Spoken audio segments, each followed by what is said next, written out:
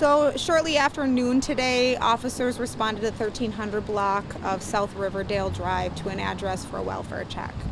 Upon arrival, officers encountered a victim of a crime who claimed that there was an individual inside the residence that potentially had a firearm and that a disturbance had occurred. Officers were focused on getting that victim to safety, and at that point created a perimeter around the residence.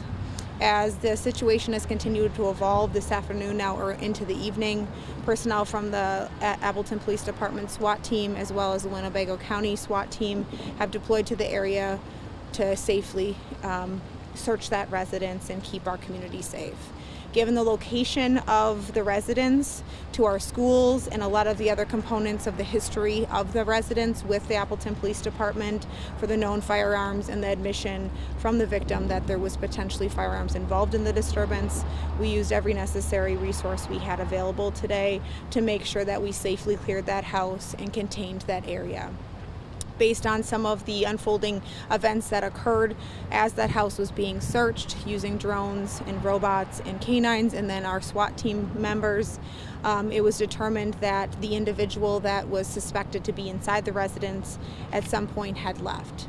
We have a separate team of personnel that is working on locating that individual, and that is ongoing. At this point, the perimeter around the residence is being broken down with additional personnel that will be in the area to maintain the safety of that residence and continue to work on the investigation of what happened today. At this point, we feel confident that that neighborhood is safe, that our personnel is going to stay there until we know it is safe for any other movement to happen. Residents are going to be allowed to return to their homes if they haven't already. Students from their area schools were safely allowed to leave the school today and reunite with parents. All of that occurred with that partnership that we have with the local school districts and administrators at the school. At this point, we just appreciate the patience from the neighborhood and the community as we continue to work through an investigation like this. We know that sometimes we're not always able to provide as much information as we would like to, but these are situations that we are very concerned about the public's safety, and we want to make sure that any time a firearm is introduced into the conversation, that we can continue to keep you safe. At the time the victim reported the crime, you guys believed he was at home at that time, correct? That is correct. And then he left? Yes.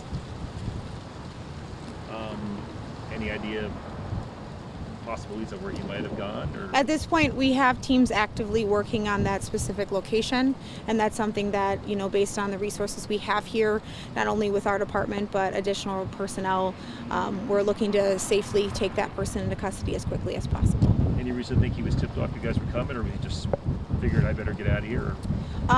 Based on what we know about the individual, we believe that they have several warrants as well out for their arrests. So once the victim fled the scene, it's a high probability that that person knew law enforcement was going to be involved at some point and fled the area.